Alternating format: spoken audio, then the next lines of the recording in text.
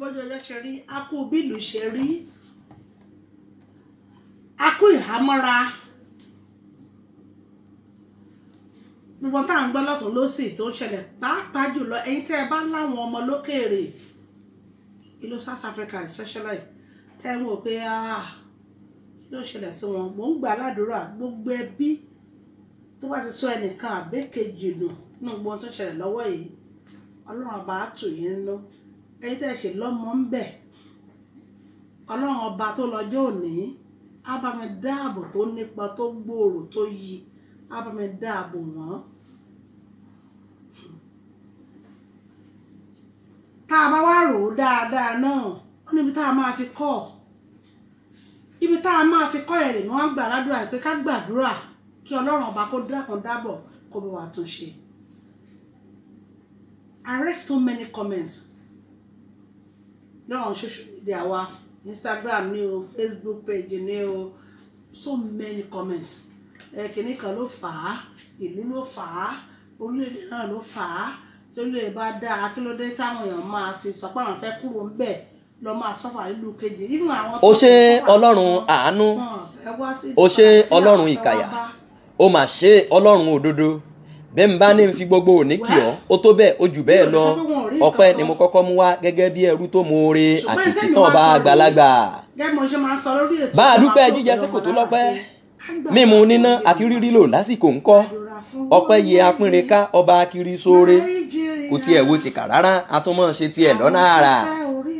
kábíyèsí rẹ o bàbá mímọ́ kábíyèsí rẹ o ọba gbogbo àwọn ọba kábíyèsí rẹ ọba mi òtítọ́ arínúròde ọba tí ń bẹ nílé tí ń jẹ́gba ènìyàn lájò lẹ́yìn Ọlọ́run àtúnfi Ọlọ́run mi máa ní mo rí bá ọba táyé rọ bí agogo mo rí bá mo sì bá gbogbo àgbà ọ̀jẹ̀ nínú kákéwì tó ní mí nì kí n má ṣe tẹnu gbóbi ọwọ̀ ní tèmi ẹ ṣàmì ẹ̀yà àgbétọ́ àmì mi. àṣewágbà bẹ́ẹ̀ pé gbogbo ìrọ́nú wa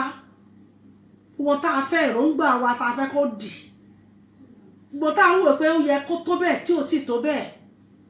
gbogbo àwọn àyọkúrò torí kò sí ìlú tó pàrọ̀ tí ò dé àyọkúrò gbogbo àwọn àyọkúrò wa kọ́lọ́run ọba kó dákun kó dábọ̀ kó gbọ́ wà ní tó bá dáa kó bá remain ẹ̀ kó dẹ̀ kó máa lọ sókè ní tí ò dẹ̀ dáa tó kù díẹ̀ káàtó kó bá àyọkúrò náà kó wá pẹ̀tù fáwọn tó yẹ pé wọ́n sọ pé bó lè fọ́ kó fọ́ bó lè dàrú kó dàrú bó lè yingi kó yingi bó lè pẹmẹrin kó pẹmẹrin kó wá pẹ̀tù sí wọn lọ́kàn. èmi ò rí tẹ́ ẹ wà orílẹ̀-èdè Nàìjíríà lẹ́wà tẹ́ ẹ gbọ́ mi lọ́wọ́ a wà lórí app fàájì wà lórí app ẹ lè wà lamẹ́ríkà kẹ́ máa gbọ́ mi and let me tell you one interesting story. Sister mi kan senior mi ní school like I'm talking about maybe 89-90 senior mi ní school ni mo lọ rí kábíyèsí ọba Olúṣe ọ̀fẹ́sẹ̀ orí wọn lánàá wọ́n sọ pé àkíní kan kíni ọ̀rọ̀ ṣàkọ̀rọ̀ ṣáá lórí iṣẹ́ tó fẹ́ ṣe wọ́n sọ pé àwọn máa pẹ́rẹ́lú á bá wọn dá sọ̀rọ̀ yẹn mọ́ni ẹ̀dákùn ta dérelú wọn ní wọ́n dárúkọ ẹni tán dárúkọ yìí ó wá jẹ́ senior mi tájọ wà ní school gbogbo ẹni tí gómìnà Baptist Grammar School gbogbo ẹni tí Baptist Grammar School ní sọ̀lú ìsìn àhélò ó wá jẹ́ senior mi ń bẹ̀ mo ní mo mà tí senior mi ní school náà wọ́n ní àwọn ní erelú so wọ́n ṣáà ṣe nígbà míì ta bá ń sọ pé kó dohun kó dìjà kó dìbẹ̀rù ẹni tá à ń sọ yìí kò sí nílùú ìlú kan ló wà kò sí nílùú rárá kò sí ní kò mọ bóyá akíní kan ṣe ní Àbújá kò mọ akíní kan ṣe ní Lagos State kò mọ akíní kan ṣe ní Ìkẹjà àfi àwọn èèyàn tó bá jẹ́ pé fámìlì ẹ̀ tó wà níbí ló máa sọ pé báwọn fámìlì ṣe wà òun fúnra rẹ̀ ó ti kúrò níbí kò sẹ́ńbí bọ́n nígbà tí wọ́n sọ tá à ń sọ̀rọ̀ tó wà níbí àwọn fẹ́ kó dá sí nǹkan tá à ń sọ yìí kó dá sí nǹkan tó mìíràn senior mi lélẹ́yìí mo wá ẹ pé wọ́n bá pè é tí mo bá sọ wàláì kò tí ẹ̀ kò rántí ǹjẹ́ àmọ́ tó fi rántí ó wá pé kábíyèsí padà lójú mi rẹ̀ sí kúrò mẹ́ni ohun yìí òun kan márè láti pípọ̀ ṣé kìí ṣe ẹni báyìí tó máa ń ṣàwọn ètò báyìí ni mo bá sọ̀rọ̀ ó ní Jésù mo ní Olúwa wa o ó bá ní ẹ bá mi pè é padà lọ́wọ́ àǹtí bẹ́ẹ̀ bá mọ̀ mi á sì rántí yín senior wa ni yín ní school nígbà náà BGS Baptist Grammar School sọlú ìṣe ní Kwara State lọ senior wa kálí ṣàìdá náà á sọ pé tẹ máa ń nà wá gan tẹ ń nà wá gan nígbà yẹn wọ́n sọ pé ọ̀rọ̀ ohun yẹn lòun fún wa rò pé ohun yìí wà familiar but òun ò lè rántí ẹni tó ní ọjọ́ ti pẹ́ náà but I reconcile ọmọ ìlú jọjọ ní wá ibì kan láti jáde Olúsìn ọ̀dẹ̀ ní yóò bàjẹ́ kábíyèsí jàre ọba olóyèdè Olúsìn ọ̀fẹ́sẹ́ and what I'm saying is this ibi gbọ́dọ̀ máa ti pàdé ara wa a máa jẹ́ kára wa máa ṣọlọ́ra wa a máa jẹlura wa a máa ṣàn kọlura wa ni ní tó ń ṣẹlẹ̀ nínú báyìí ó kàn mí ó mọ àwọn fámìlì ẹ tó ní àwọn èèyàn ń bẹ̀ ọmọ àwọn èèyàn tó ti mọ̀ ẹ́ tipẹ́tipẹ́ ọmọ àwọn èèyàn tó yẹ pé ní tó ń ṣe lọ́wọ́ ẹ̀ gan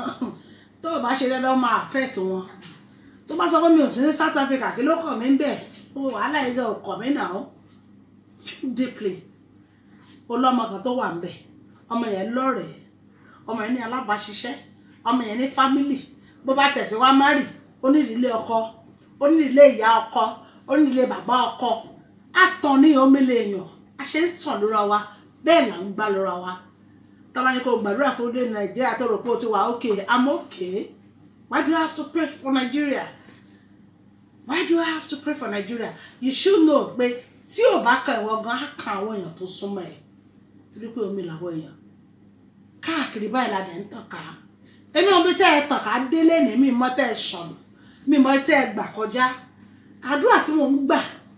ni pé kíbi kó má kan gbogbo wa kí ìdààmú kó má kan gbogbo wa kí àìní àìrójú àìráyè kó má kan gbogbo wa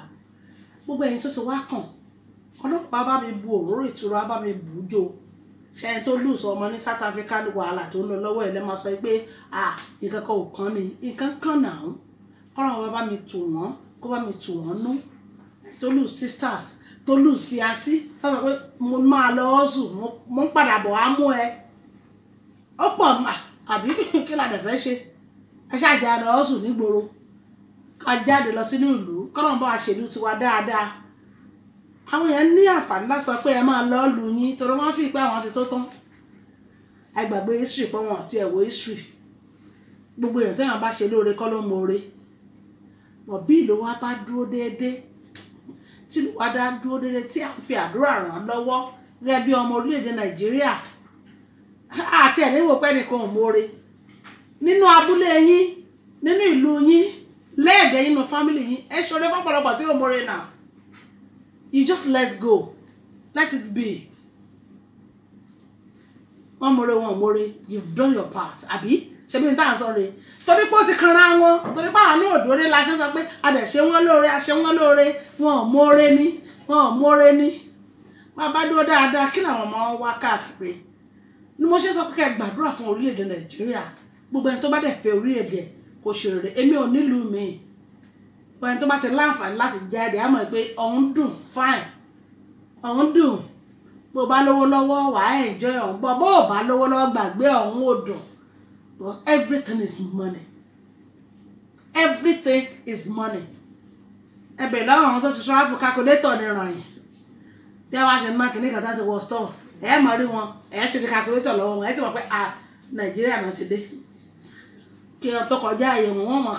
káàtì ní wọn bá ti pé kìnìkan this is kìnìkan pounds this is kìnìkan dollar wọn àbọ̀ sí kọ̀rọ̀ wọn á kàtà calculator èló ni ní náírà kàn bá kọjá àyè wọn rìn náà so what are we now talking about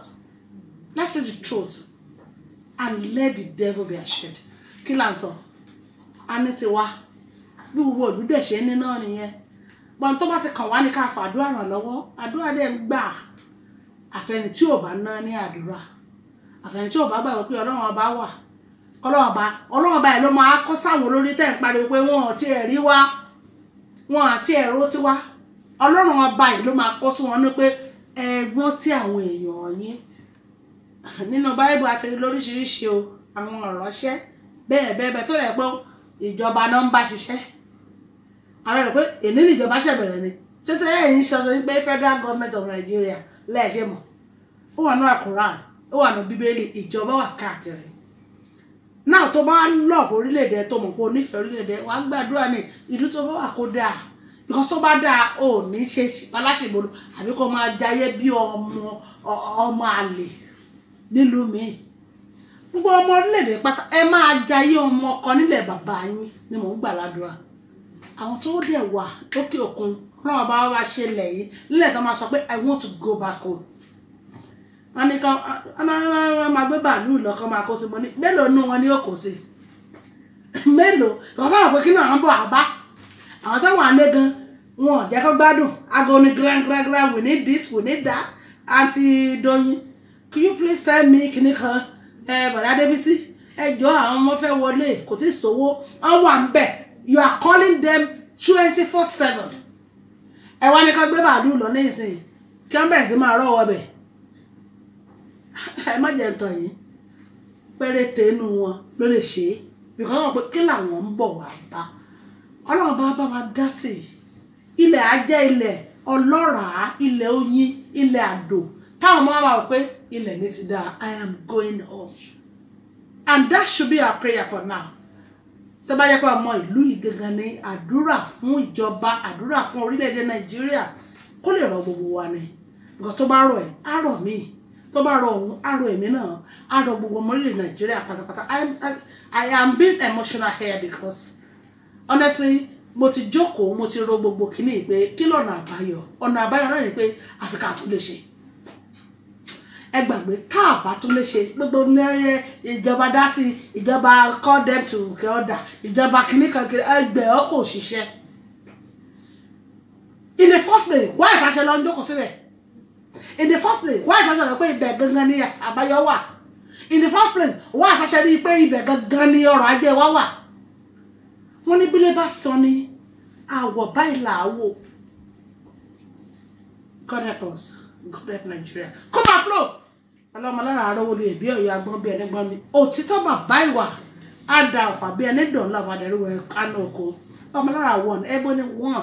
ọmọ olùsìn àga ìsálú yeye ọmọ àjọkò rẹ̀.